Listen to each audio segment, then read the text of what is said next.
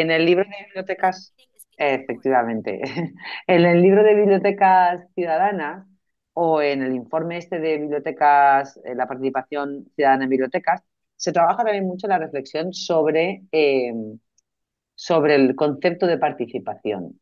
Y así muy rápidamente os diré que la participación ciudadana implica necesariamente compartir el poder. ¿Qué quiere decir esto? O sea, esto quiere decir que o sea, que cuando alguien me ayuda a hacer una mesa redonda, o estoy con, o sea, o trabajo con alguien para hacer una mesa redonda, estoy colaborando, estoy cooperando, ¿vale? Y obviamente es una parte de participación, ¿no? Porque tengo una conexión con agentes del territorio. O los agentes participan en mis actividades, ¿vale? pero, pero no hay es más una colaboración, ¿no? No hay un reparto de poder. Y lo digo aquí, pero para que lo tengáis con la idea, ¿no? Es decir, la participación ciudadana en el... a mí me encanta, no me acuerdo cómo se llama este señor, que nos dio una conferencia también, que él decía, ¿no?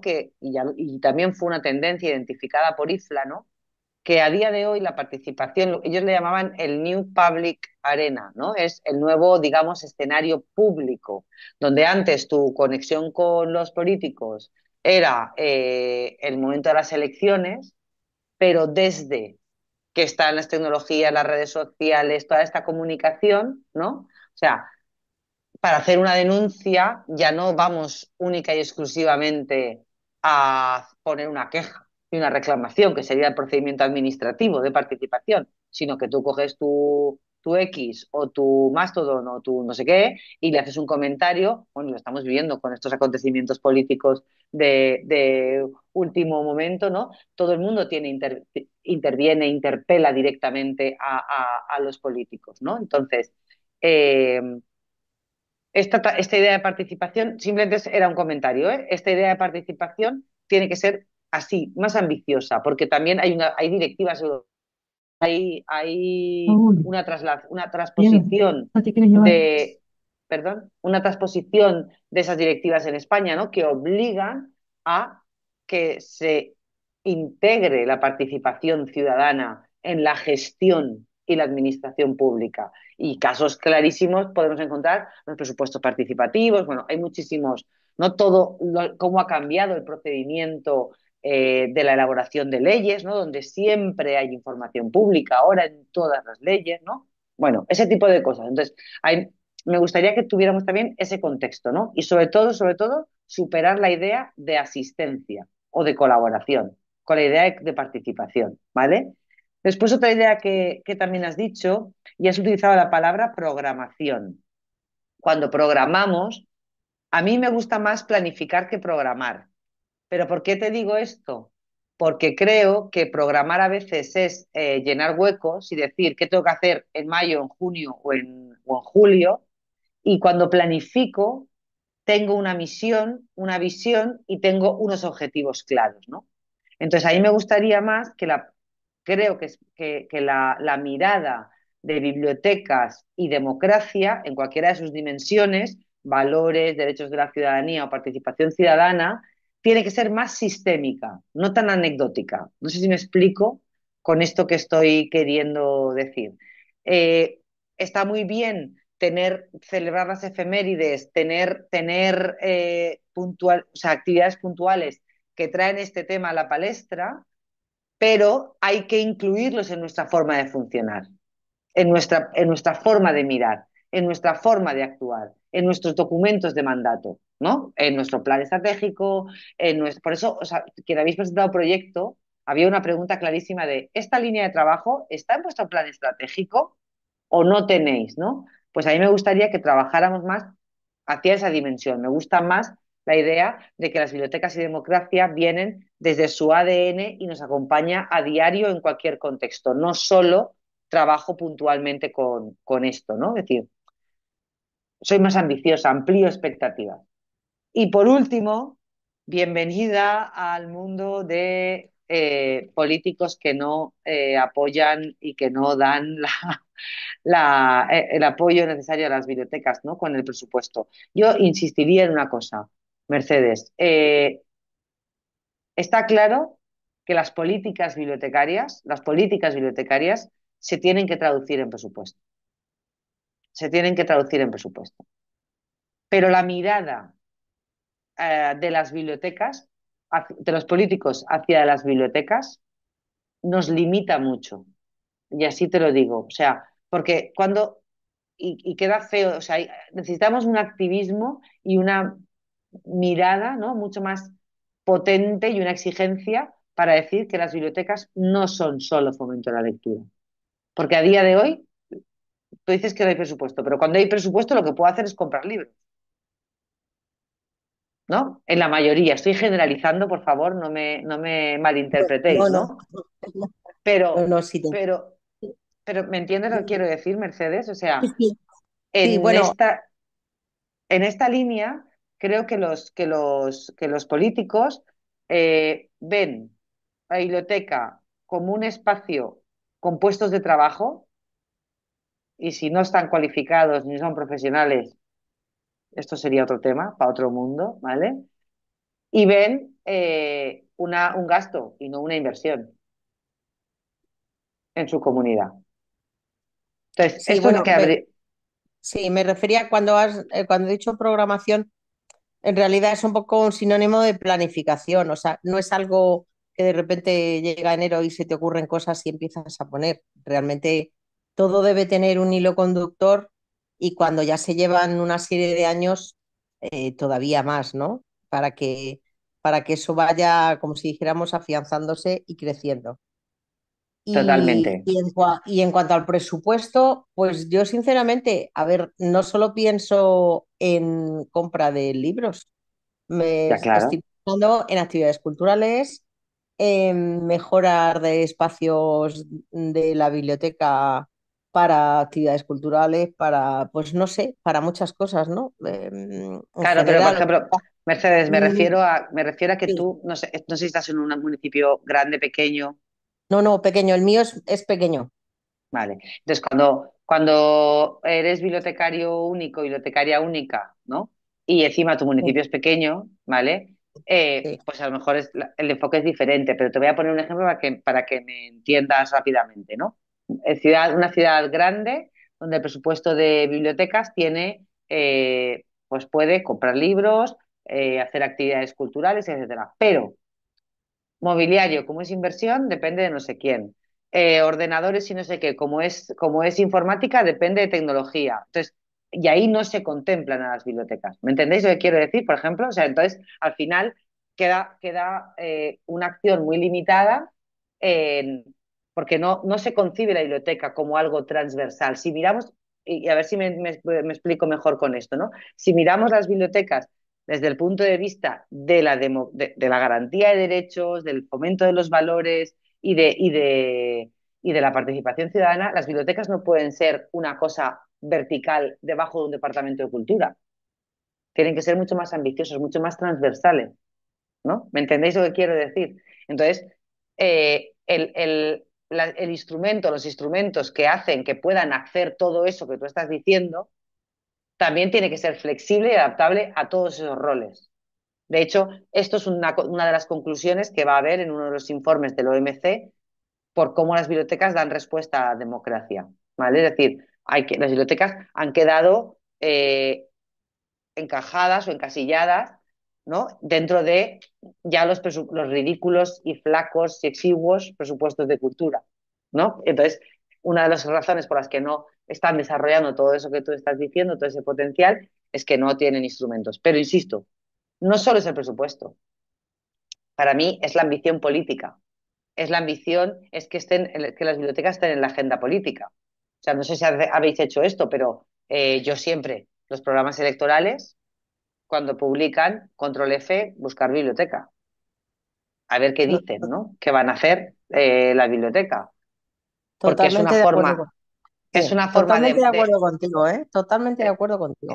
es una forma de ver esto, ¿no? Pero después también, entonces, claro, cuando no hay una voluntad de que la biblioteca sea un agente, ¿no? O cuando piensas, no, la biblioteca ya está, como ya está, no pide pan, ¿sabes? Y como nadie, como la biblioteca es maravillosa, ¿no? Pues nadie se viene a quejar, ¿no? No sé cómo explicártelo. Ese tipo de cosas son las que hay que intentar que esto no pase. Ahora se nos está llenando la boca de los derechos culturales, ¿no?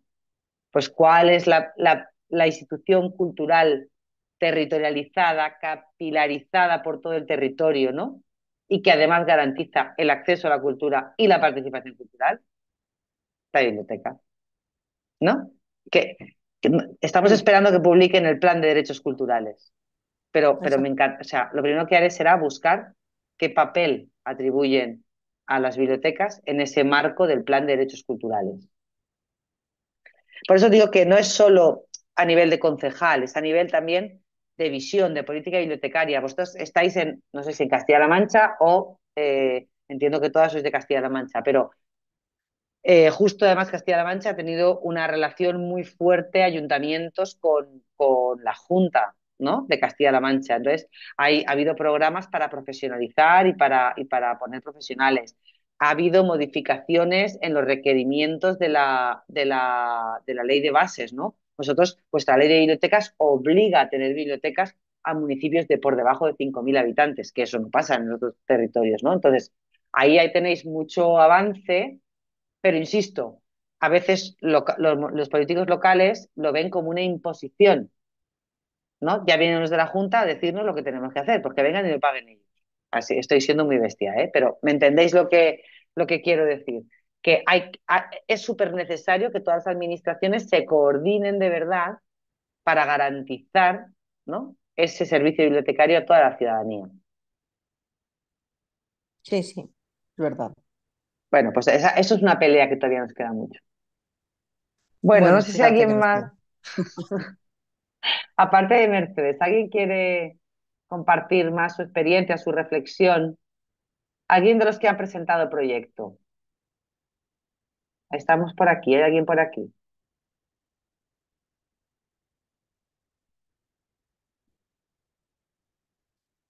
Empiezo a levantar la mano, empiezo a decir nombres.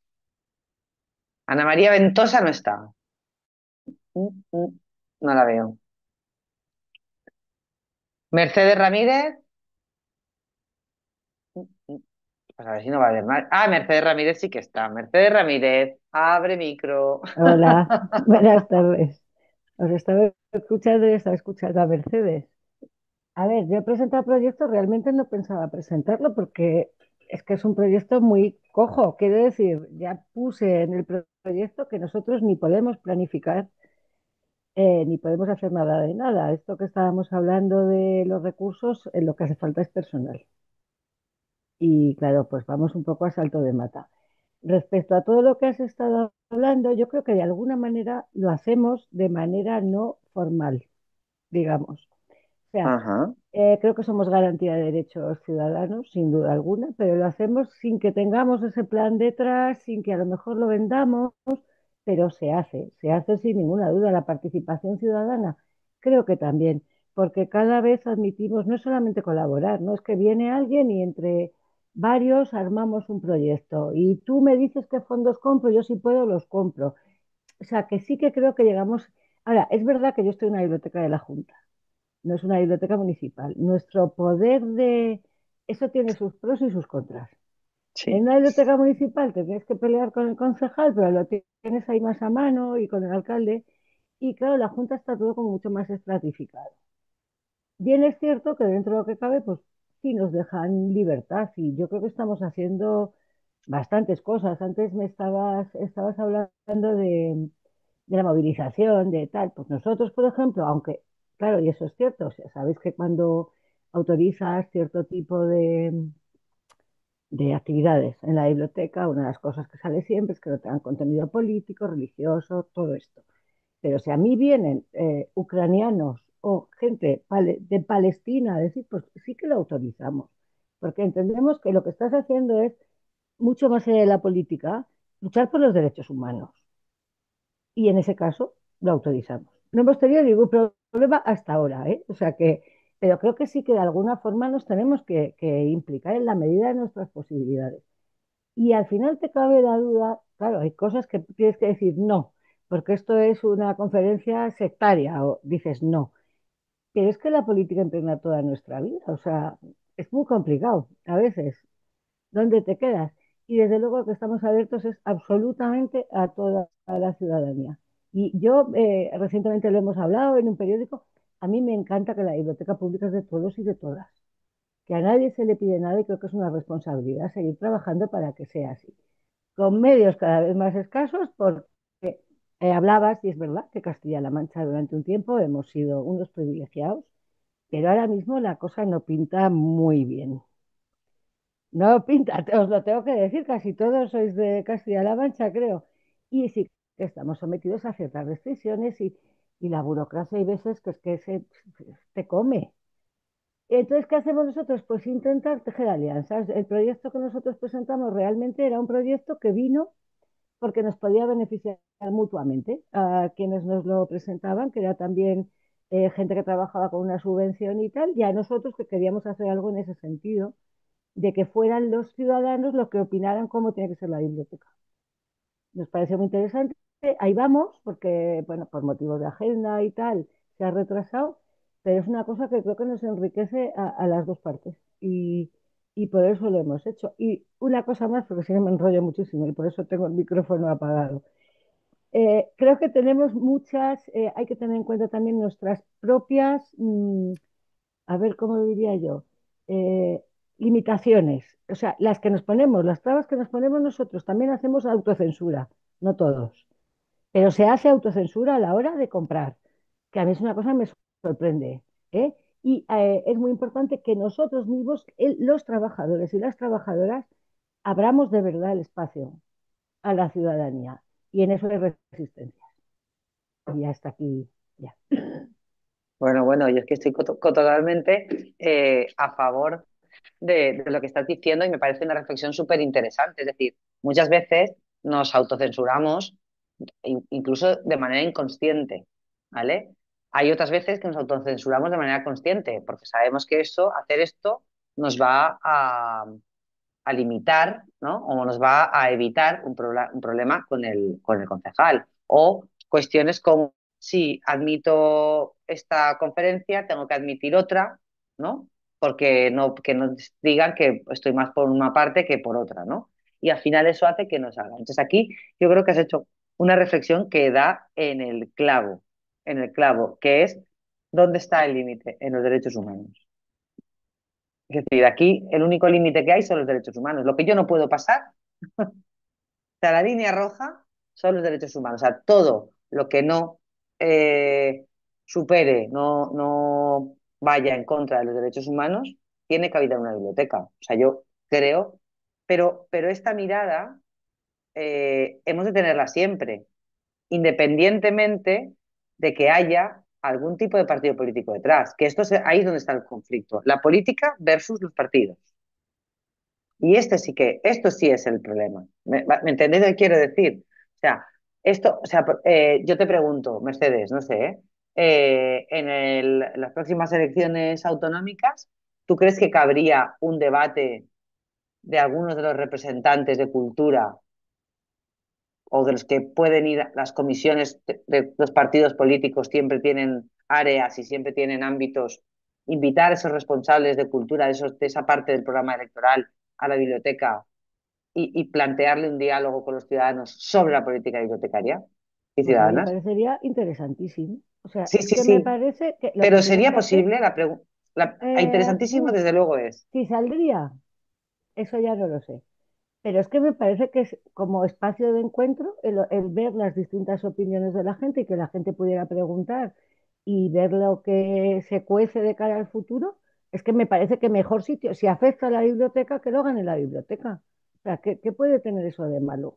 Ahora, que No, no, saliera, pues no lo sé, no lo sé porque sabéis que la política, bueno, y ya estamos viendo ahora en el momento que estamos, ¿no?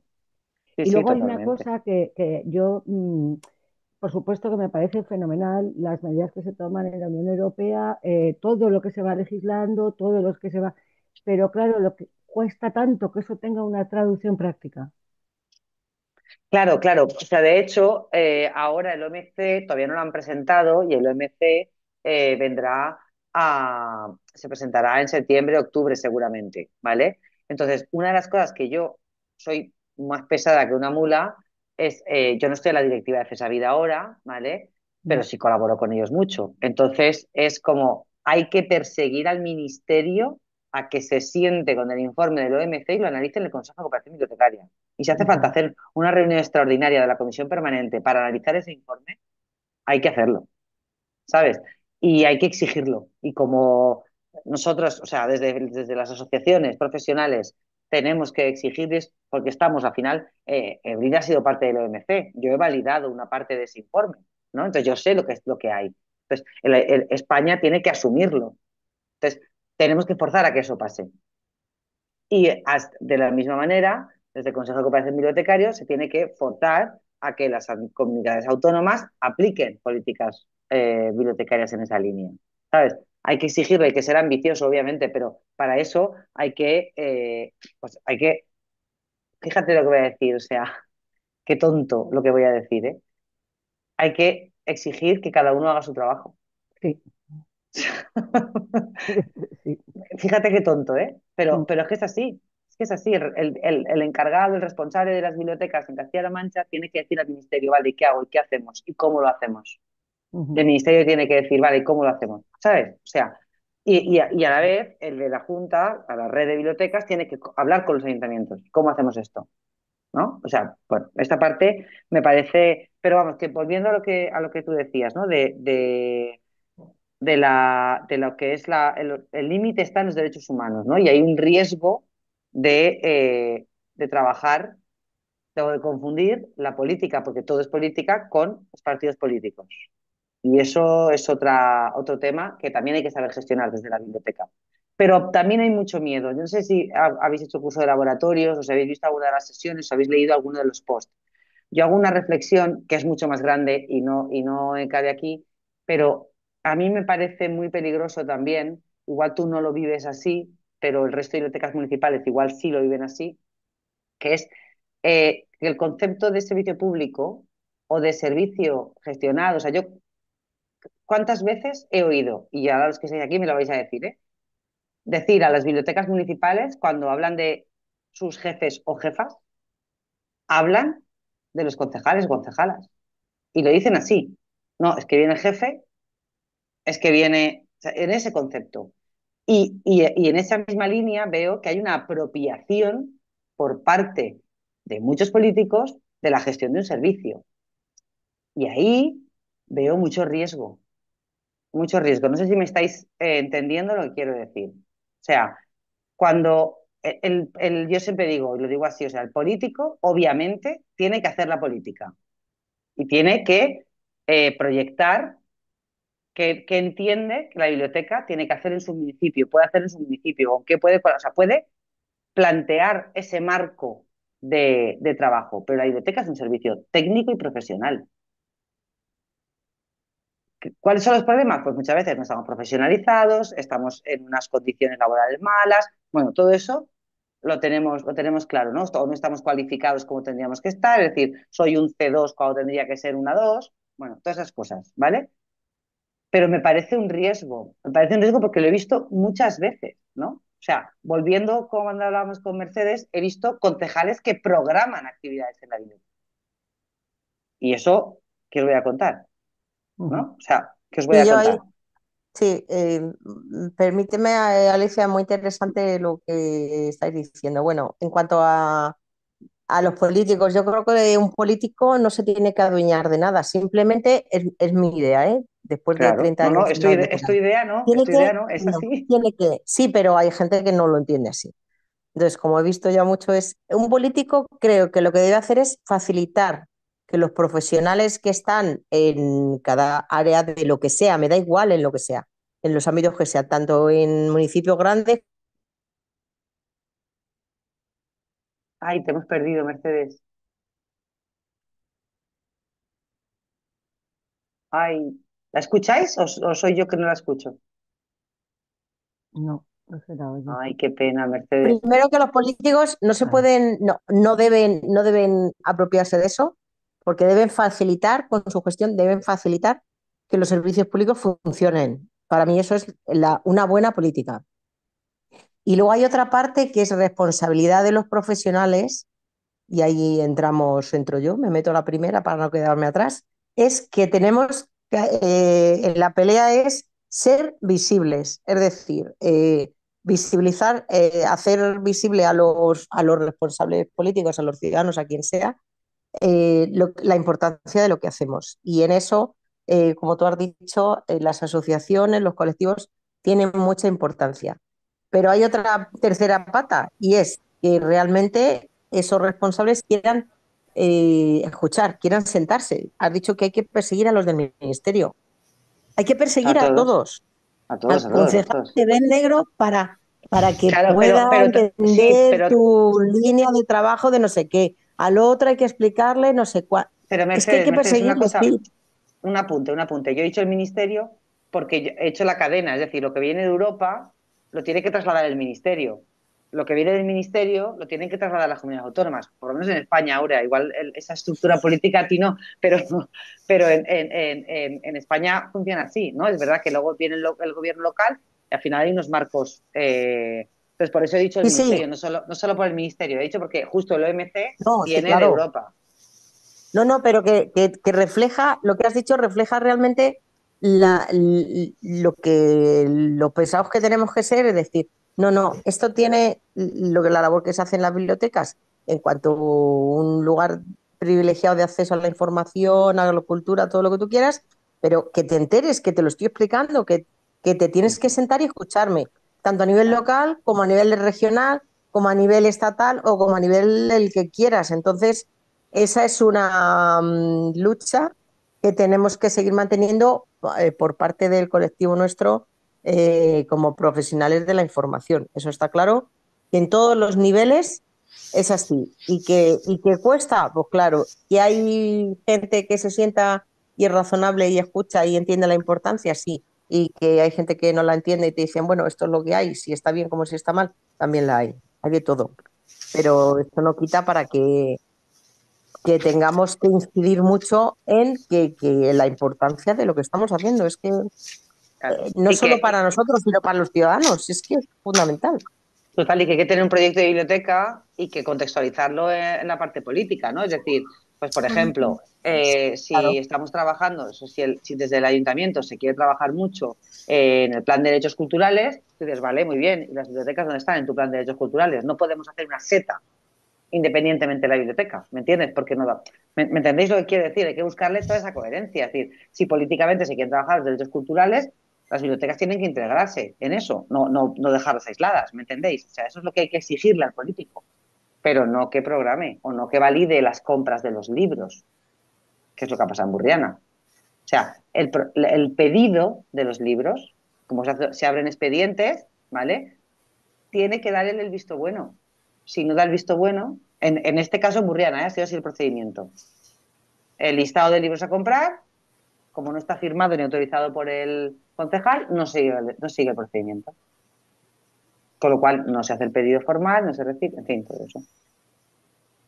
A estos niveles, no, o sea, esa apropiación no podemos. Pero insisto, o sea, no es solo la parte política, que la democracia no es solo la política o la relación con los partidos políticos, eso es lo que también yo intento que miremos, ¿no? Es decir, al final hemos de superar la gestión política, ¿no? De algunos, o sea, de la responsabilidad, ¿no? De lo que es la política de la administración, ¿no? Aunque a veces no está muy lejos. O sea, está en las mismas manos, ¿no? Por decirlo de alguna manera. Pero pensemos también así, es que las bibliotecas pueden ampliar y ser mucho más ambiciosas en ese sentido, tanto en participación ciudadana como en valores. Yo hablaba Mercedes de un acto de Palestina, por ejemplo. ¿Qué pueden hacer las bibliotecas de Madrid? Cuando tiene un alcalde que no reconoce el genocidio públicamente, haciendo declaraciones. ¿Me entendéis lo que quiero decir?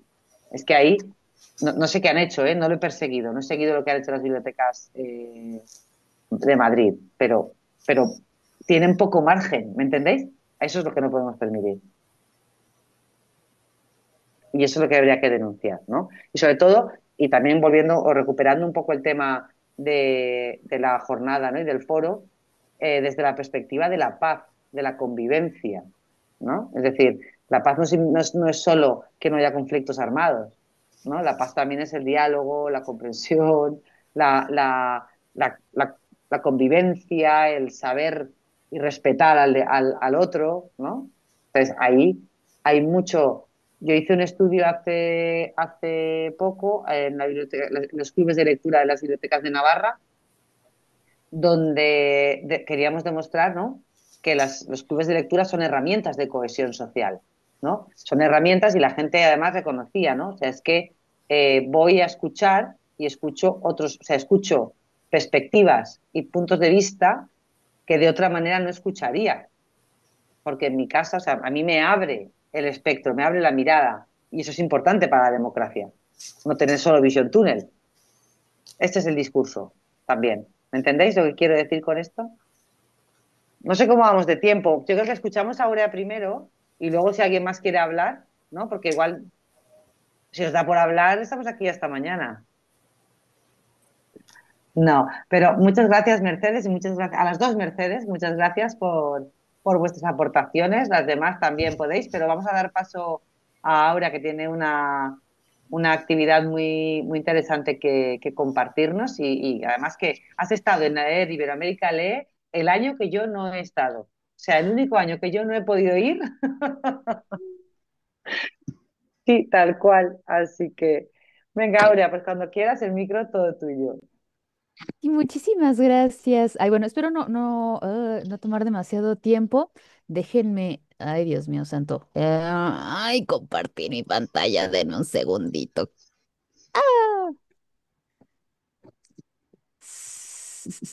Ah, ya está. A ver, déjenme ver. Mm, mm, mm, mm, mm. Pueden ver ya mi pantalla, ¿cierto?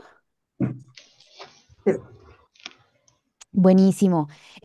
Bueno, entiendo entonces, bueno, que estamos compartiendo espacio con personas que ya me han conocido, que ya hemos compartido espacio anteriormente. Entonces, bueno, a lo mejor algunas de estas cosas las van a reconocer. O sea, la idea un poco es retomar algunas de las cosas que mencioné en mi presentación pasada para aterrizarla específicamente en un tipo de actividad en específica. Sí, ay, fue una cosa bien bonita visitar Madrid y Segovia por primera vez en la vida, porque es la primera vez que salgo de mi país. Entonces, bueno, ya después les platicaré un poquito al respecto.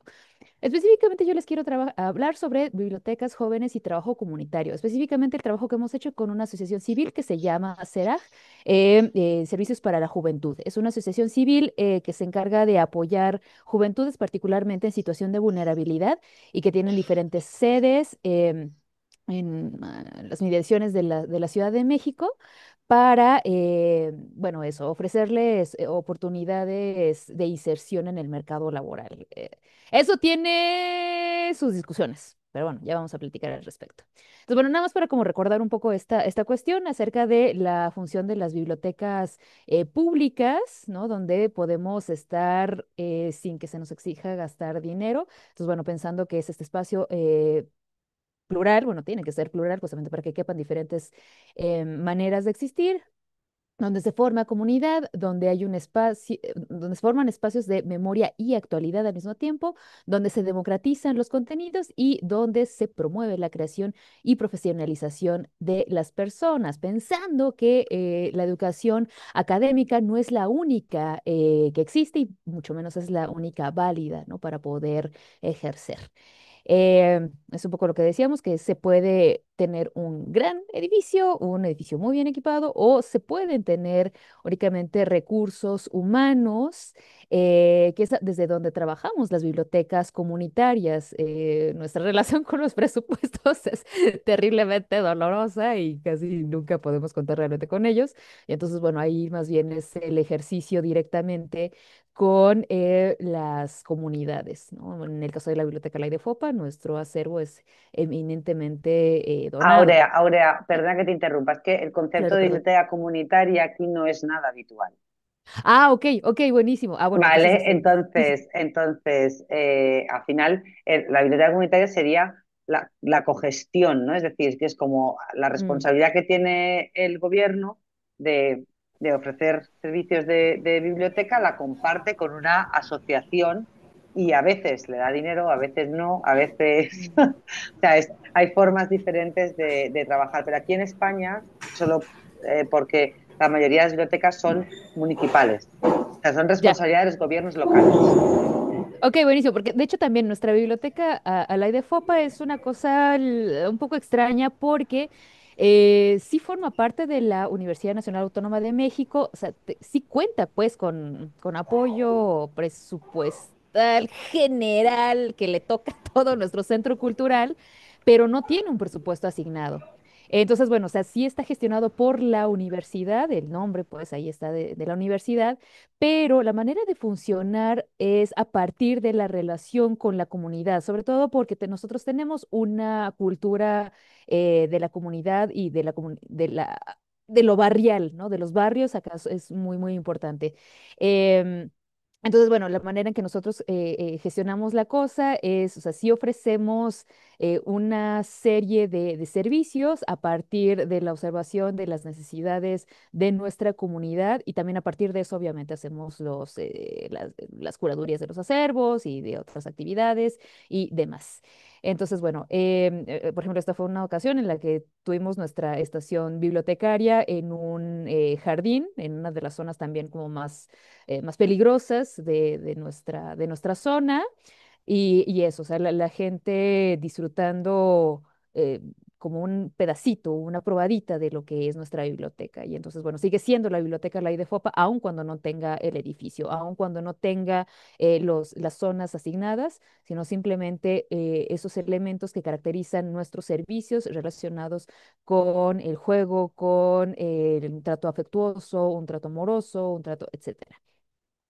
Bueno, bueno, pensando justamente en estas cuestiones que parecieran de perogrullo, trabajar con estos jóvenes en situación de vulnerabilidad ha implicado eh, garantizarles que tienen derecho a lo mejor de lo mejor, ¿no? Por el simple hecho de existir. Entonces, bueno, en el momento mismo en que nosotros le garantizamos espacios dignos, espacios limpios, agradables, actualizados y bien equipados, ya implica también un cambio de programación, por así decirlo. Es decir, nuestras comunidades vulnerables están acostumbradas a que suelen tocarles lo peor, ¿no? Los espacios más descuidados, más tristes, más anquilosados, más groseros incluso. Y así es como se sobrevive, básicamente. Entonces, bueno, en el momento en que nosotros ofrecemos esto otro, les digo, parece de perogrullo, la cosa empieza a cambiar. Y entonces, bueno, no es que justo lo que yo me acuerdo muchísimo con lo que nos había dicho Alicia la vez pasada en torno a no me gano esto porque estoy pagando mis impuestos, sino más bien, o sea, por el hecho mismo de que yo vivo aquí, el hecho de que soy una persona, tengo derecho a acceder a este tipo de instalaciones y a este tipo de servicios. Entonces, bueno, nada más un poco para recuperar, porque además, justo, el trabajar con poblaciones en situación de vulnerabilidad, y aquí estamos hablando de violencia, por ejemplo, bueno, violencias de todo tipo en realidad, ya sea de género, ya sea de clase, ya sea, etcétera, están presentes, ¿no? Entonces, bueno, pensando que las condiciones de opresión no son acumulativas ni inamovibles, sino que más bien son interseccionales y fluctúan dependiendo del contexto, es que nosotros ajustamos la manera en que tratamos a las personas. En ese sentido, parecerá que a algunas se les da mayor acceso que a otras, pero más bien es un intento de equilibrar la balanza, ¿no? Es decir, si a ciertas poblaciones, por el color de su piel, por su poder adquisitivo, se les trata de determinada manera, a quienes se les da prioridad acá, en realidad son a las personas que no suelen acceder a este tipo de tratos o a este tipo de servicios. Entonces, en ese sentido, bueno, nada más como recordar esta discusión que habíamos tenido en su momento acerca de las trampas de la neutralidad bibliotecaria. Justamente es lo que mencionaba Alicia hace un momento, ¿no? Nuestra biblioteca también es abiertamente política, su enunciación política es muy, muy abierta, es una biblioteca feminista trans incluyente y por supuesto apoya todas las causas relacionados con una vida digna de los pueblos, particularmente, pues esos precisamente que han sido históricamente marginados, aquellos que históricamente han sufrido de diferentes tipos de violencias económicas, colonialistas, etcétera, ¿no? Entonces, obviamente no puede haber neutralidad ante la desigualdad. También un poco recordando que esta parte también es interesante porque a diferencia de España, la relación de las bibliotecas en México con el Estado son más complicadas, porque precisamente el Estado no garantiza de ninguna manera el cuidado de las bibliotecas. Por eso es que en América Latina en realidad son más comunes las bibliotecas comunitarias y populares. Es decir, como el Estado no las garantiza, las comunidades toman en sus propias manos la tarea, la responsabilidad y el cuidado de sus propias bibliotecas, en cuyo caso la atención de estos espacios corre por cuenta de gente que difícilmente tendrá preparación en las ciencias de la información. Y entonces, bueno, o sea, ahí obviamente las dinámicas son distintas.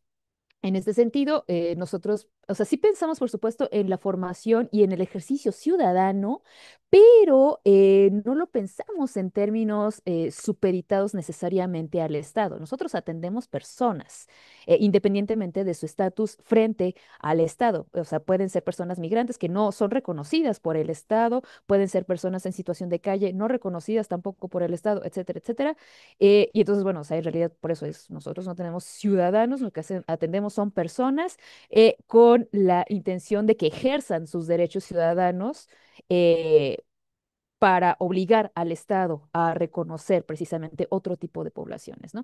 Entonces, bueno, nosotros trabajamos precisamente a partir de la noción del cuidado y la consideración para que la convivencia armónica sea una necesidad, para que se trabaje desde la empatía, desde la solidaridad, precisamente para evitar este tipo de dinámicas de, bueno, justo mi jefe me está dando la orden de que tengo que trabajar con estas personas que huelen mal, que no les entiendo, que etcétera, y entonces así de, "Ay, no soporto trabajar con esas gentes, ¿no? Entonces, obviamente, como viene más bien una amenaza de castigo en lugar de generar dinámicas de entendimiento, pues obviamente se genera un resentimiento y también la dinámica viene más bien desde el punitivismo, de que te voy a castigar si no atiendes a estas personas, te voy a castigar si no cumples con estos objetivos, te voy a castigar si, etcétera, ¿no? Entonces, bueno, o sea, nosotros tratamos de alejarnos por completo de ese tipo de dinámica. Y el hecho de justamente de pertenecer a una entidad autónoma nos ayuda muchísimo, ¿no?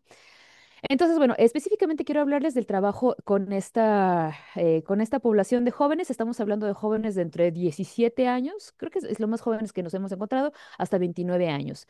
Empezamos en 2022 a trabajar directamente con ellos. La idea era, bueno, tienen un espacio en la unidad de vinculación artística para poder llevar a cabo sus programas educativos, de preparación, etcétera, les digo, para ser insertados en el mercado laboral. Y bueno, esto ha llevado como varias etapas. La primera era simplemente el uso diario de las instalaciones durante unas 4 o 5 horas. La biblioteca básicamente era un salón de clases y el involucramiento con las actividades de la biblioteca y el personal era mínimo. El trato era bastante superficial.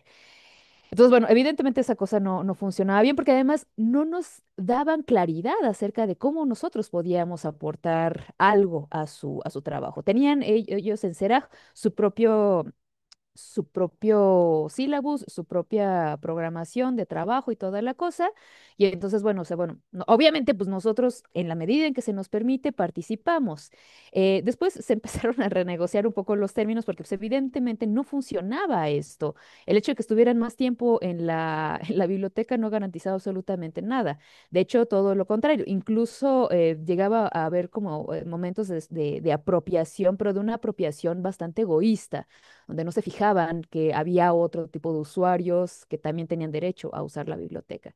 Entonces, bueno, en el siguiente año, la etapa 2, la cosa fue, bueno, vamos a limitar el número de horas, pero vamos a hacerlo más, vamos a procurar que el involucramiento sea más íntimo. Entonces, bueno, es uso semanal de las instalaciones como salón de clases durante 2 horas nada más. Una vez a la semana, 2 horas. El involucramiento con las actividades de la biblioteca empezó a hacerse más estrecho y la vinculación con el personal aumentó. Poco a poquito nosotros empezamos a ofrecerles específicamente contenidos que pudieran enriquecer la programación que ya establecida por por el programa de CERAG, valga la redundancia, perdón. em, Y a partir de 2004 hasta el momento, lo que ha sucedido es que ya hemos establecido un uso semanal de las instalaciones, otra vez como salón de clases durante 2 horas. A partir de un programa del que les voy a hablar en un momentito, el involucramiento con las actividades de la biblioteca y bueno, empiezan a hacerse más naturales, es así de, bueno, ajá, yo necesito esto, pues por supuesto que tiene que ser en la biblioteca. Yo quiero hacer esto, es en la biblioteca. Tengo ganas de hacer esto, es en la biblioteca. Y entonces la vinculación con el personal se vuelve más íntima, a tal grado de que los jóvenes empiezan a contarnos historias íntimas, nos empiezan a pedir consejo, o sea, en cuestiones personales, ya ni siquiera profesionales. Así de, ay, pues me está pasando esto, ¿ustedes qué harían, no? ¿Qué pensarían, qué dirían, etcétera, ¿no? Y una de las cosas más hermosas, justamente a partir de este año, fue que los jóvenes mantenían vínculos con la biblioteca de manera voluntaria. Entonces, van a la biblioteca, visitan la biblioteca, no porque forme parte de la programación de CERAC, sino que se gradúan y toda la cosa, porque están durante un periodo definido, se gradúan y regresan a pedir libros, regresan simplemente a trabajar un momentito en la biblioteca, regresan a saludar simplemente, ¿no? Esa es una de las cosas que nos encanta y definitivamente cambia sus prospectos de vida. Me acuerdo mucho que uno de los casos que más me enorgullecen, 2024, uno de los muchachos más jóvenes, les hacemos un diagnóstico a todo mundo, hacemos diagnósticos y evaluaciones, ¿no? Para establecer cómo cambia su relación con la biblioteca. Y él mencionaba que uno de sus prospectos para el futuro era convertirse o en soldado o en mixólogo. Ya saben, mixología es esta disciplina de combinar alcoholes, ¿no? O sea, para ser barman y cosas así. Y entonces, bueno, ok, está bien. Nuestra relación en la biblioteca, en el Centro Cultural, con las Fuerzas Armadas, con lo militar también es fuerte, es complicada. Personalmente no nos adherimos de ninguna manera a ningún ejercicio castrense. Entonces, la cosa ahí fue, ok, tú quieres hacer esto, te ofrecemos otras posibilidades y a ver qué pasa. Y entonces al final, porque además, bueno, o sea, el ejército mexicano, como muchos otros ejércitos, ha sido responsable de cosas, de acciones barbáricas en contra de la población civil. Entonces, bueno, era una preocupación, porque parte de los programas de cultura de paz en México suelen ser justamente alejar a los jóvenes de la cultura de los narcos, no del narcotráfico, y no siempre se menciona, por ejemplo, alejarlos del ejercicio castrense, ¿no? Como un espacio donde a priori se violenta a la población civil. Entonces, bueno, al final de nuestro ciclo, el muchacho, o sea, sin que nadie le dijera nada, cambió sus prospectos de soldado y mixólogo a docente y mixólogo. Y o mixólogo, ¿no? Entonces así de, bueno, eso, eso fue una cosa bien bonita para mí personalmente. Entonces, bueno, nuestros puntos de partida fue, en primer lugar, asumir que ya saben y mucho. No importa que vinieran de situaciones muy precarias, ya leen y mucho, aunque no hayan acabado un libro en toda su vida, por supuesto que están leyendo todo el tiempo diferente tipo de contenidos, de situaciones, de personas, etcétera, ¿no? Partimos de realidades concretas, no abstracciones, es decir, cada grupo es diferente. Si bien tenemos una programación más o menos constante, los contenidos se imparten y se manejan de manera distinta dependiendo de cada grupo. Em, Luego, bueno, lo que les decía, partimos de diagnósticos y evaluaciones precisamente para identificar que cada grupo tiene intereses y necesidades diferentes. Nosotros nunca trabajamos a la buena de Dios, ¿no? O sea, siempre es conocer a nuestras poblaciones antes de tener contacto con ellas para poder ver en qué podemos servirles, ¿no? Y preguntarles de manera directa.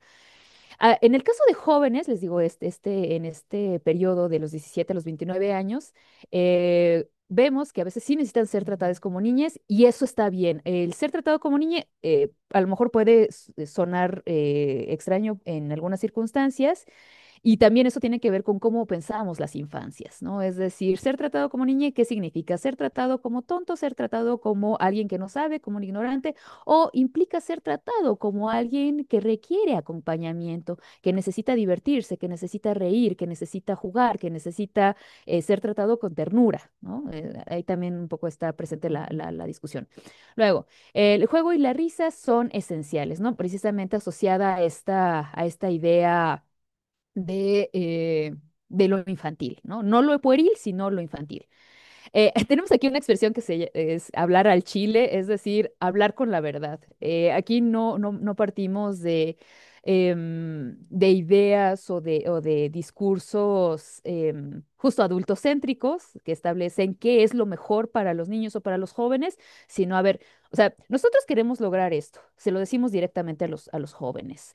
Eh, ¿tú, tú qué consideras que se necesita? ¿Tú qué te parece necesario? ¿Qué te parece? Este tipo de actividades, ¿cómo las ves?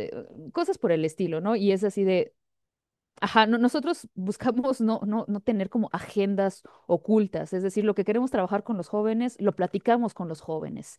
Y entonces, bueno, o sea, pues ellos también empiezan a tomar decisiones con respecto a lo que quieren hacer. Entonces, bueno, en ese sentido, la biblioteca les pertenece.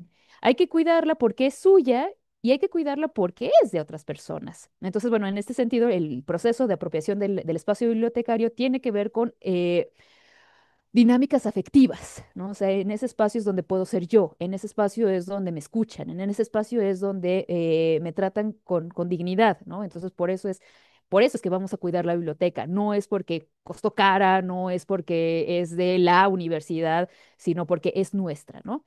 Entonces, bueno.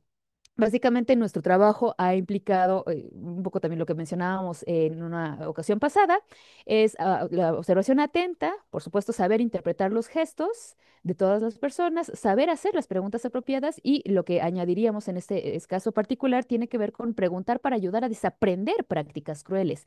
Eso, híjole, ¿cómo se ha asomado específicamente en esta nueva generación donde los jóvenes han demostrado una capacidad muy, pero muy precaria para poner atención, para escuchar, etcétera, y ellos lo saben y ha provocado grandes problemas en su vida laboral. Y eso, haciendo el rastreo, pues obviamente tiene que ver con experiencias traumáticas en su vida escolar. Entonces ha sido regresar en el tiempo y el tratar de desaprender muchas de esas cosas de no es normal que te digan que eres tonto, que te digan que no eres capaz, no es normal eh, que te humillen para que tú aprendas mejor, ¿no? O sea, un niño aprende a pesar de la violencia, no gracias a la violencia. Entonces, bueno, eso es una de las cosas que también empezamos a trabajar con mayor ahínco. Pues bueno, nuestro programa parte, valga la redundancia, perdón, bueno, a partir de dos ejes, ofrecer educación bibliotecaria y educación lingüística. Educación bibliotecaria es una manera como más amable de decir iniciación a la investigación documental y toda esa cosa, ¿no? Donde justamente abordamos el qué buscar, dónde buscar y cómo buscar, ¿no? Lo que les buscamos ofrecer son herramientas de apropiación de los espacios públicos y construcción de ciudadanía. En el caso de la educación lingüística, también tiene que ver con el hecho que pues, yo soy de letras hispánicas, soy de letras modernas, entonces, bueno, uno también ofrece lo que tiene, ¿no? Entonces, en ese sentido, más bien ha sido ofrecerles contenidos relacionados con pragmática y actitudes lingüísticas y cómo se apropian de la lengua, sobre todo pensando que la lengua también se usa, o sea, no solamente es una herramienta de comunicación, sino es un dispositivo de discriminación, ¿no? Y también, por supuesto, es muchas otras cosas. Entonces, bueno, ¿para qué es lo de la ecuación bibliotecaria? Eso, para que sepan a qué espacios y servicios tienen derecho y para que adquieran las herramientas para formarse de manera autónoma, independientemente de si quieren o no seguir en la universidad, independientemente de qué tipo de oficio quieran ejercer. La biblioteca tiene que ser un espacio como obligatorio en el sentido de que, pues por supuesto, o sea, es ¿a dónde voy para saber esto? A la biblioteca. Y en el caso de educación lingüística es para que identifiquen la lengua como algo más que una herramienta, es lo que les decía. También la lengua es también hogar, es refugio, es identidad, es arma y es dispositivo de discriminación. ¿Cómo van a asumirse frente a ese dispositivo? Precisamente a partir de la apropiación de la lengua desde un lugar afectivo. Entonces, bueno, les muestro rapidísimamente, son los contenidos. eh, o sea, esta es la estructura general. Les digo que todos estos contenidos lo que se hace es que se adaptan dependiendo de las necesidades específicas de cada grupo. En ese sentido, tenemos justo, sí, una estructura rigurosa, pero al mismo tiempo flexible para poder responder a las necesidades específicas de cada población, de cada generación. Entonces, en el caso de investigar, tiene que ver con, en primer lugar, asimilar cuáles son las condiciones dignas para aprender. Y aquí, o sea, también pareciera como una una obviedad, pero al momento en que quieren empezar a estudiar y demás, les preguntamos, ¿ya comiste? ¿Dormiste bien? ¿Fuiste al baño? ¿Has tomado agua? Es decir, esas condiciones básicas para que el cerebro funcione.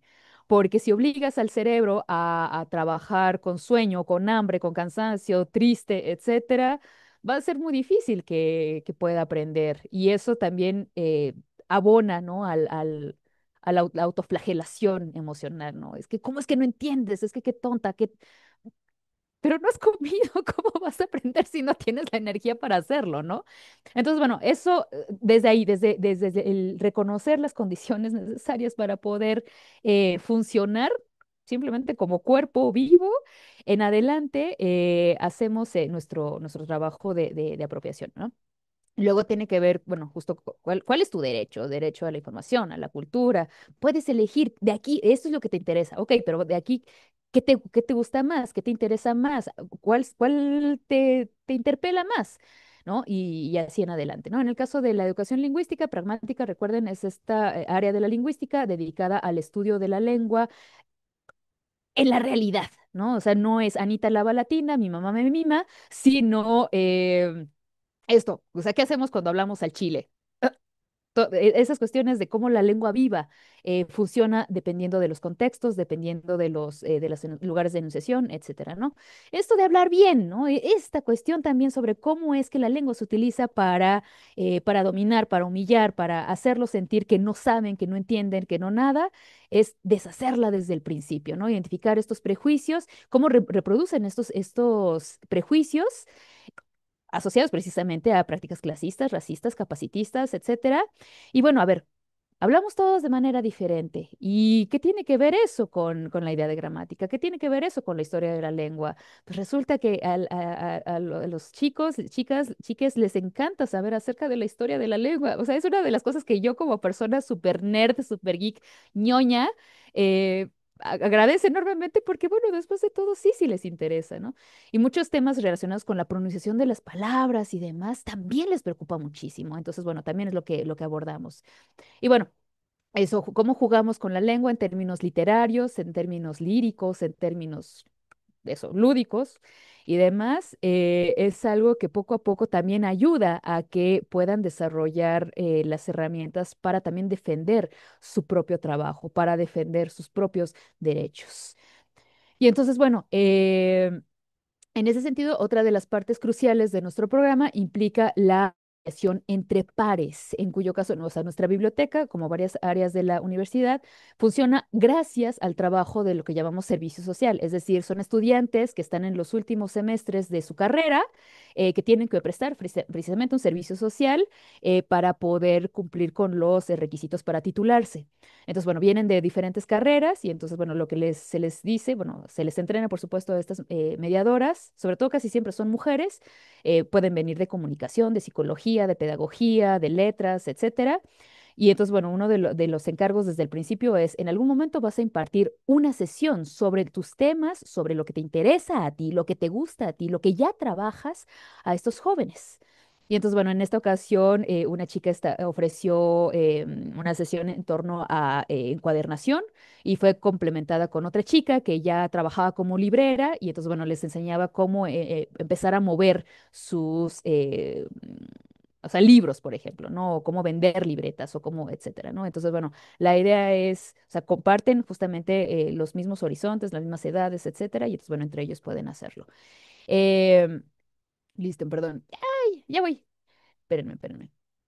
Entonces, bueno, ¿cómo funciona? Hubo algunas generaciones en las que a algunas les interesa más la parte creativa, literaria creativa. Nos enfocamos sobre eso.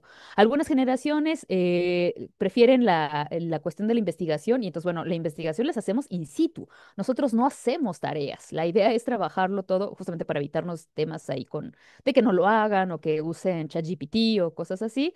Lo hacemos todo en el momento. Entonces, bueno, obviamente uno de los temas que más les interesa investigar tiene que ver con la salud sexual. Y entonces, bueno, estábamos hablando acerca de o sea, por ejemplo, estos temas que ven ustedes, ¿no? Entonces, todas esas notas que ven ustedes lo hicimos en conjunto. Y entonces, bueno, yo establezco como ciertas líneas y es preguntarles, bueno, ¿y esto qué es? ¿Y esto qué es esto otro? ¿Y esto qué? ¿Y esto cómo funciona? ¿Y esto cómo lo explicamos? ¿Esto funciona para todo mundo? Ahí yo solamente hago las preguntas para establecer la estructura, pero son los y las jóvenes las que establecen qué es importante, para qué es importante, qué es lo que necesitan, ¿no? Entonces, bueno, o sea, aquí fue una cosa que todo mundo aprendió. Así yo no sabía muchísimos de los anticonceptivos para varones. Ah, bueno, ok, y entonces pues ya aprendimos todos juntos al mismo tiempo, ¿no? Y entonces el compartir eso, el compartir el sentimiento de curiosidad y de maravilla y de, ay, Dios, eso no lo sabía, y que ellos te puedan enseñar, pues es una de las cosas que también motiva muchísimo. Aquí estábamos justamente, el valor del juego y la risa, en la adquisición del conocimiento. O sea, a partir justamente de la generación anterior empezamos a incluir más de manera activa nuestra ludoteca, porque bueno, o sea, justamente como todo mundo tiene derecho a acceder a la información, también todo mundo tiene derecho a jugar. Entonces, el saber que parte de su formación incluye un momento, un periodo donde se va a defender su derecho al ocio, al simplemente estar, al jugar, a no tener que producir o aprender o hacer nada, también por supuesto que ayuda muchísimo, ¿no? Incluso también hablando de juego, asumimos la palabra como material de juego. Entonces, bueno, o sea, por ejemplo, hacíamos esto, ¿no? De jugar con la palabra y entonces lo que hacíamos era reinterpretar poemas, por ejemplo, de María Gómez Bennett, este poema que dice: para vivir encantado, con una salud maciza, no hay remedio más probado que morirse de la risa. Es jugar otra vez con métrica. Métrica básicamente, y entonces, bueno, sílabas, acentos, ta, ta, ta, ta, ta, y es cómo jugamos con eso, ¿no? Y entonces, bueno, aquí pueden ver una de sus reinterpretaciones y siempre es, o sea, es una de las cosas bien hermosas de ver a los jóvenes reírse por sus propias ideas, las propias implicaciones de sus juegos lingüísticos y demás. Entonces, bueno, o sea, es así de, bueno, ya no solamente necesito esto para poder trabajar, sino también esto es para hacer algo más. Y entonces, bueno, ¿cuál es el principio pedagógico práctico detrás de todo esto? En México, y particularmente en la UNAM, hay dos posibilidades de bachillerato. Tenemos la Escuela Nacional Preparatoria y tenemos el Colegio de Ciencias y Humanidades. El Colegio de Ciencias y Humanidades nació a partir en el 71, después de varios movimientos sociales y después de la matanza de estudiantes en el 2 de octubre de 1968. Entonces, bueno, es un tipo de escuela, un tipo de pedagogía que se enmarca desde la revolución. O sea, toda esa cuestión sesentera, setentera relacionada no solamente con el aprendizaje autónomo, sino relacionado con nociones marxistas, etcétera. Sí, sí está muy presente. Digo, ya no es como en aquel entonces, pero bueno, a mí me tocó también. Un poco de los principios es, en primer lugar, aquí nadie te manda, ¿no? Tú entras a clase si quieres, si no entras también. Tú decides justamente si te quedas o no. Tú dices qué necesitas de las clases, tú eliges qué hacer con esas clases, en cuyo caso eh, todo lo bueno que salga de ahí es mérito enteramente tuyo, porque tú tomaste las decisiones. Todo lo no tan bueno que venga de no asistir, de no hacer, de no elegir, es tuyo, porque nadie te está obligando a no hacerlo. Entonces, eso implica también un ejercicio de responsabilidad muy diferente. O sea, yo me acuerdo que también cuando me tocó a mí, desde los 16 a los 18 años, fue hoy, ¿no? El tomar las decisiones o sea, propias no es cualquier cosa.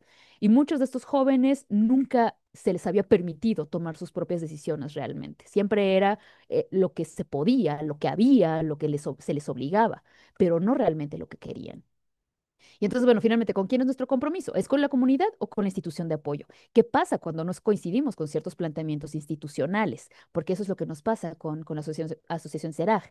El tema con CERAG es que sí, sí se les apoya a los jóvenes en términos económicos, bueno, no económicos más bien, o sea, se les ofrece la oportunidad de incorporarse al mercado laboral, se les ofrecen herramientas psicológicas, pedagógicas y demás, pero casi siempre la onda es ofrecer mano de obra barata. preparada ya para las empresas. Y eso es algo obviamente con lo que particularmente no comulgamos desde la biblioteca, desde la unidad de vinculación artística. Entonces, bueno, o sea, ¿cómo trabajamos? En primer lugar es, porque de repente también repiten un poco estos discursos de que yo quiero ser alguien. Nosotros buscamos decirles, ustedes ya son alguien, ¿no? Tu ser potencial depende de ti, no de lo que esperan de ti. Bueno, tu valor como persona no depende de tu incorporación al mercado laboral ni tu capacidad de producción. Si no produces, no pasa nada, no vales menos, no eres un desperdicio. Eso también es importantísimo decirlo de manera abierta. El reconocimiento del Estado no debería ser una condicionante para recibir un trato digno. Es decir, puedes no tener una credencial, puedes no tener papeles y aún así, por supuesto que eres digno y eres una persona que merece recibir un servicio de primera calidad. Las herramientas que ofrecemos no son para que se adapten mejor al sistema, y esto es importantísimo. Lo que queremos es que esas herramientas ayuden a entender el sistema, a cuestionar el sistema e imaginar otras posibilidades. Eh, y finalmente, bueno, también es reconocer y acompañar el enojo, la desesperación, el miedo, el asco, ¿no? Porque, bueno, o sea, uno piensa que pues, desde las bibliotecas es como la cosa bonita y demás, hay razones por las cuales muchos de estos jóvenes odian las bibliotecas, odian a las instituciones y demás, tienes todísima la razón para pensar así. Vamos a ver si podemos generar espacios diferentes, ¿no? Ofrecemos lo contrario porque, por supuesto, que se lo merecen, ¿no? Y entonces, bueno, ¿qué pasa cuando los jóvenes tienen la oportunidad de imaginar sus bibliotecas propias? Cada día de las bibliotecas, cuando tenemos una generación que lo permite, lo que hacemos es una dinámica que consiste básicamente en, estoy ya me apuro, perdón, es, bueno, sabemos por qué se conmemora el Día de las Bibliotecas, ¿verdad? Nada más, no, quiero pensar que sí. Bueno, por cualquier cosa voy a recordarlo. Tiene que ver con la conmemoración de la destrucción de la Biblioteca Universitaria de Bosnia y Herzegovina, que fue destruida por el ejército serbio durante la guerra en aquel entonces, en el 92. Bueno, o sea, el ejército bombardeó la biblioteca buscando destruirla de manera activa, mientras bibliotecarios e incluso civiles buscaban salvar lo que pudieran, ¿no? Desde entonces se conmemora este día. Entonces, bueno, justamente pensando en ese contexto, lo que hacemos es todo nuestro material de ludoteca lo tenemos en un mismo espacio, así todo hecho desorden. Y les decimos, alguien ha destruido nuestra biblioteca. ¿Nos ayudas a pensar en una nueva, más grande, mejor? ¿Qué tendría esta biblioteca? Y entonces, bueno, de manera grupal o de manera individual empiezan a imaginar sus propias bibliotecas y con el material de la ludoteca la construyen. Entonces, bueno, ahí la cosa es, ¿qué imaginan ellos para su propia comunidad? Entonces es bien hermoso porque es una constante que buscan espacios amplios, que incluyan zonas, bueno, áreas verdes, que incluyan música, que incluyan cine, que incluyan, o sea, se imaginan pequeñas ciudades y esa es su biblioteca, con la que sueñan. Y entonces, bueno, o sea, esto también es valiosísimo porque es bueno, o sea, si te lo puedes imaginar, entonces existe la posibilidad de que lo podamos generar, porque ya sabemos a qué podemos aspirar. Y rápidamente, bueno, es lo que hemos estado trabajando. De hecho, muchas de las experiencias trabajando con estos jóvenes en particular formaron la manera en que trabajé o sea, en la biblioteca, bueno, ajá, en colaboración con la Biblioteca Pública de Segovia, fui al Centro Penitenciario de Segovia para justamente leer Iberoamérica Lee, para impartir un taller que se llama Tebeos del no, perdón, el no entre paréntesis. La cosa básicamente era hacer una pequeña, ¿cómo se dice? Una pequeña reflexión, ¿no? En torno al perdón, y eso tiene que ver con preguntas relacionadas con, bueno, ¿eres de las personas que perdonan con facilidad o todo lo contrario? ¿Eres de las personas que reconocen cuando hacen daño y piden perdón? Bueno, ¿para qué sirve perdonar? para ti, ¿qué es el perdón? ¿No? Y a partir de eso empezamos bueno, o sea, a establecer como relaciones con, otra vez, con la lengua. No es lo mismo decir discúlpame, que perdóname, que lo siento, que lamento haber hecho tal, ¿no? Y entonces, bueno, o sea, discutiendo es, bueno, ¿cuál es la base? ¿Cuál es el principio del perdón? Tiene que ver con el arrepentimiento, ¿no? Estamos hablando también, les digo, de población, o sea, son hombres privados de su libertad, están entre también como 17 años hasta como 63, creo recordar. Eh, y entonces, bueno, a partir de eso empezamos a escribir cartas donde ellos decidían, perdonan o no perdonan, piden perdón o no piden perdón, ¿no? También eso fue una cosa poderosísima porque incluso había cartas eh, con con disculpas que ya se habían hecho en persona, pero que aún pesaban sobre los presos. Entonces, bueno, también las cartas también podían hacerse a sí mismos, ¿no? O sea, yo te pido perdón por haber hecho esto, o yo no te perdono por no haber logrado esto, cosas así, ¿no? Y una vez que tenemos ese texto, lo que hicimos fue convertirlo en un tebeo, ¿no? Y entonces, bueno, fue ofrecerles diferentes tipos de composiciones de páginas, cómo funcionan las viñetas, cómo funcionan los globos. No le tengas miedo o sea, esto no se trata de dibujar, se trata de saber ubicar espacialmente los sonidos, las voces, etcétera. Y bueno, darles un ejemplo de cómo puede funcionar esto, cómo pueden convertir sus cartas en tebeos. Y entonces, bueno, después de hacerles un ejercicio, pues bueno, salieron unas cosas. Y además fue interesante cómo para algunos la cuestión visual implicó un ejercicio muy distinto de solamente escribir. Algunos decían que la primera vez, o sea, solo cuando escribieron la carta, es así, bueno, sí, sí, sí siento alivio y demás. em, Otros decían, pues no, no, realmente esto no vale gran cosa, sino hasta que lo haga en persona. Pero al momento de ubicar espacialmente y darle su justa dimensión visual, gráfica, a cada frase, la cosa se transformó. Incluso en algunos casos, sus frases finales eran poderosísimas y quedaban dentro de una de las viñetas, de uno de los paneles. Eh, y al sugerirles si lo querrían sacar de esa caja, algunos se sentían mejor, se sentían que era más apropiado que esas últimas frases estuvieran libres fuera de las cajas. Y hubo, bueno, el caso de un hombre en particular que al escuchar eso de sacarlo de la caja, se soltó a llorar. Entonces, bueno, son todas esas experiencias que vienen precisamente del ejercicio bibliotecario, eh, de observación y de trabajo con las personas, ¿no? Entonces, bueno, quería enseñarles eso a grandes rasgos. Ha sido una de las experiencias también más potentes que me ha tocado tener, porque yo jamás había trabajado directamente con personas privadas de su libertad.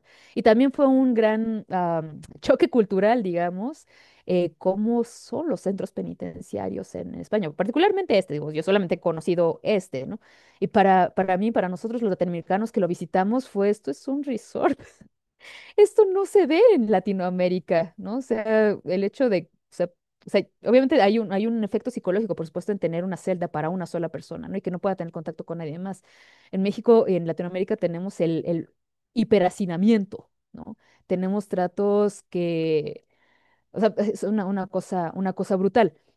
Entonces, bueno, o sea, ver todo lo que tienen acceso fue un gran shock y así de, se pueden hacer cosas tan maravillosas aquí. Y bueno, justo lo que hacían en el centro penitenciario de Segovia, cuando vimos su piscina, sus gimnasios, sus espacios de talleres, su escuela, sus bibliotecas, bueno, su biblioteca es así de, uy, esto pues es como muchísimo mejor de lo que tenemos personas que incluso no estamos dentro de un centro penitenciario. Entonces eso también pone mucho en perspectiva cómo son los accesos a vidas dignas y a justicia. Y bueno, también pensando en la justicia, ¿se trata de castigo o se trata de rehabilitación? ¿Se trata de reinserción? ¿Se trata de, bueno, de qué se trata, no?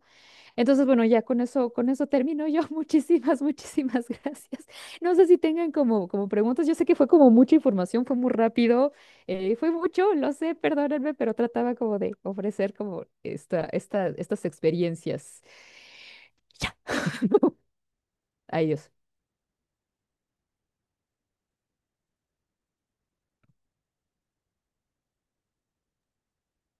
Bueno, Ana, no sé si tú quieres añadir algo, si alguien quiere decir algo.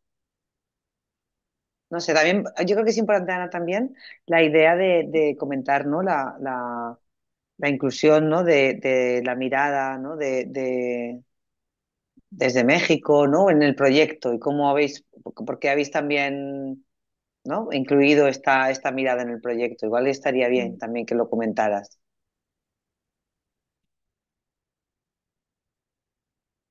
Eh,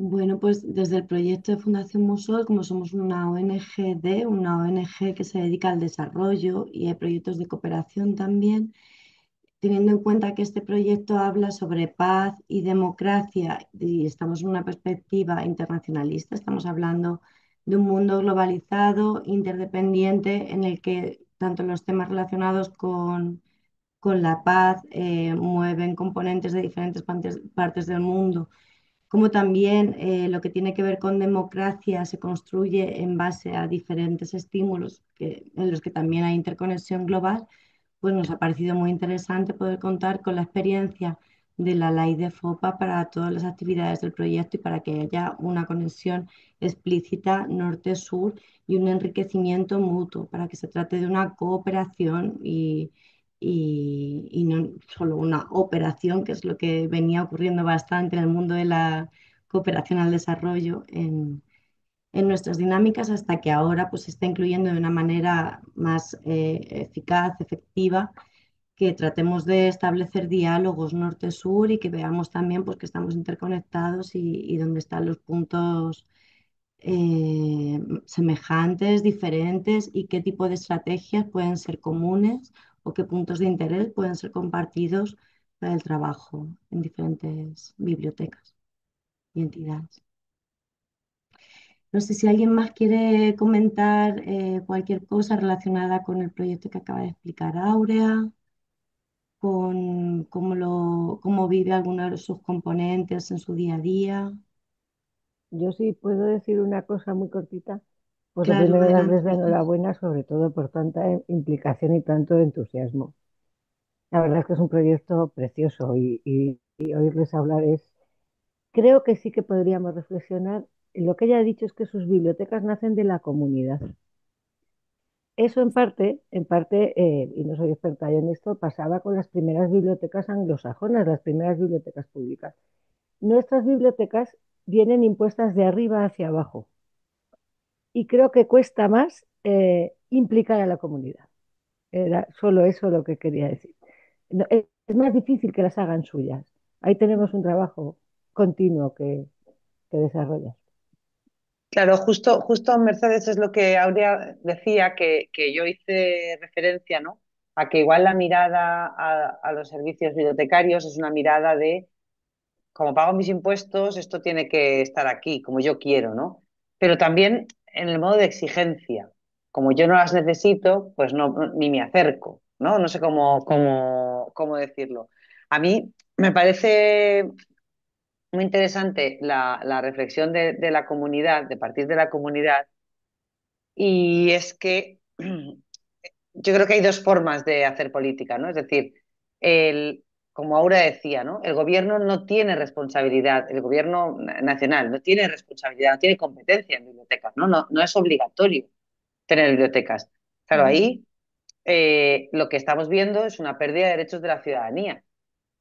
Entonces, lo interesante, por decirlo así, es el equilibrio entre las dos. Por eso, cuando yo hablaba de que la participación ciudadana amplía el foco de las bibliotecas, ¿no?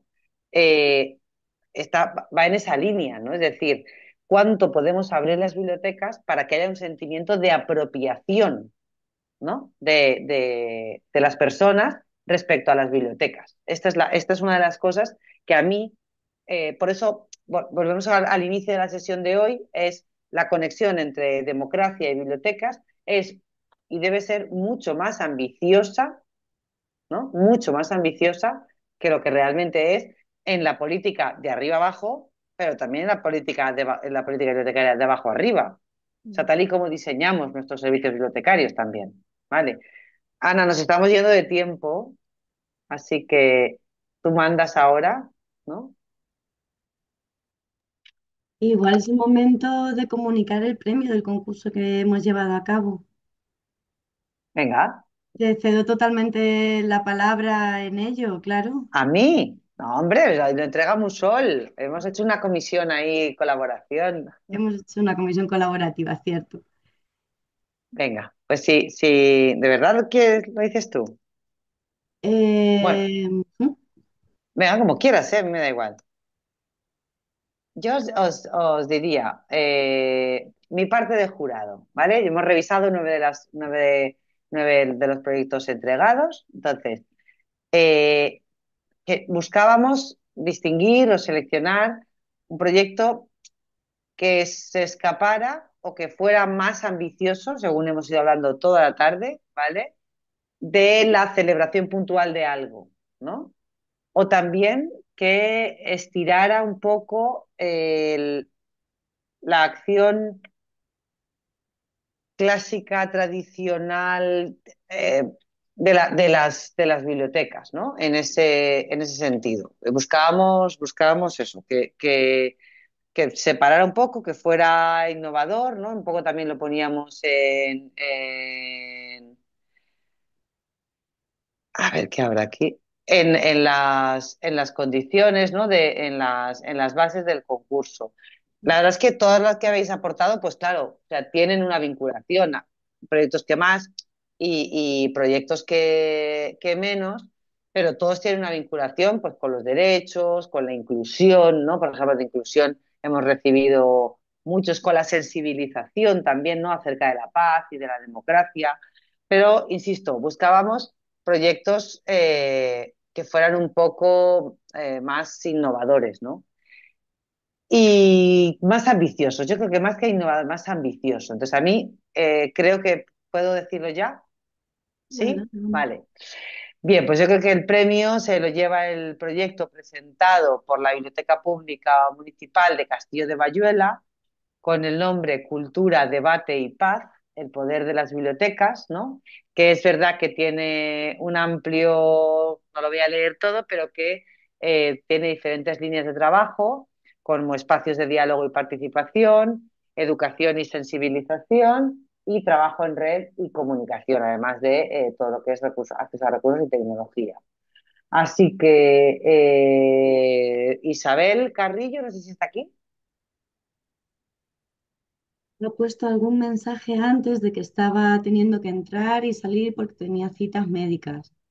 Ah, vale. Sí, Bueno, pues Isabel, en cualquier caso, bueno, esto lo haremos llegar a todas las personas que hayáis participado en el concurso y lo pondremos también en las redes de Musol y en la web Bibliotecas Sostenibles, que también tenemos habilitada para buenas prácticas. así que mira, dicen Ascensión, enhorabuena, Isabel. No sé si, qué pena que no nos estés escuchando, Jolín.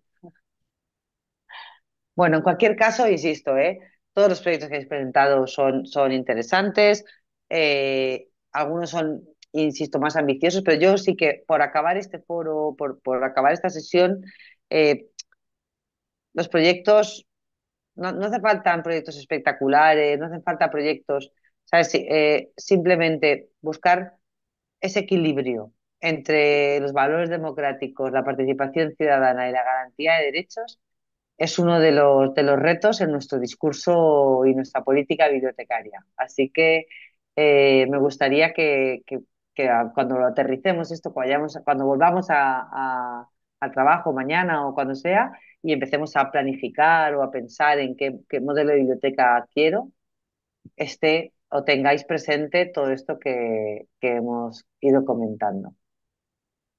Muchísimas gracias, Musol. Muchísimas gracias a todas. No sé, Ana, si quieres añadir algo más. Bueno, sobre todo eso, agradecer la participación y que haya tantísima asistencia, que cada vez que se convocan actividades en nuestra región relacionadas con bibliotecas, la verdad es que la aceptación, la afluencia y el grado de involucración que tiene el sector profesional bibliotecario es estupendo, es muy alto, es destacable. Entonces, pues animar a todas las bibliotecas a seguir con las actividades en curso, que sé que lleváis a cabo muchas, y bueno, que tengamos la oportunidad de seguir dando visibilización en la medida de lo posible y tejiendo redes, porque acción, y hay mucha acción responsable y en promoción de los valores democráticos, de la paz, de la Agenda 2030 en nuestra comunidad. Así que felicitaros también. Ay, yo quisiera aprovechar también para bueno, agradecerles enormemente la invitación. La verdad es que estos intercambios siempre, o sea, siempre son riquísimos y sobre todo, bueno, justo estos diálogos entre norte y sur global son necesarísimos precisamente porque es, bueno, desde dónde estamos pensando nuestras políticas. Algo que sucede mucho en Latinoamérica es siempre querer mirar hacia afuera, hacia las prácticas anglosajonas, prácticas europeas, cuando obviamente desde la propia Latinoamérica hacemos cosas muy diferentes, hacemos cosas justamente en función de nuestras propias realidades.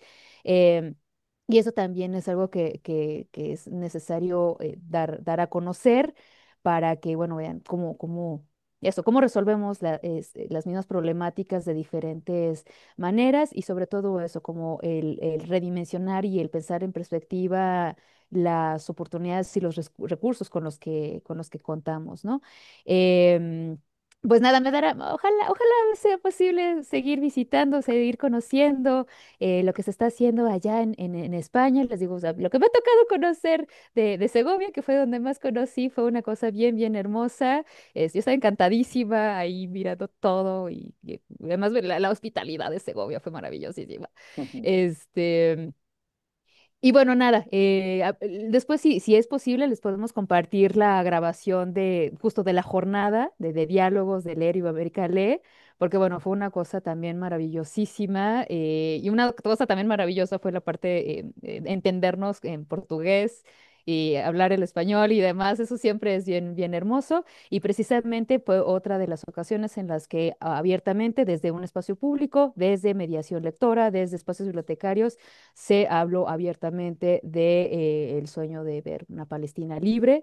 Entonces, bueno, o sea, eso también es, o sea, nos estamos posicionando políticamente con respecto a lo que está sucediendo en el mundo, y también de manera como queremos pensar nuestras propias comunidades. Entonces, bueno, pues nada, muchísimas gracias por la oportunidad, el espacio y la generosidad. Bueno, a ti, Aura, la verdad es que escucharte es una maravilla. Muchísimas Muchas gracias. gracias.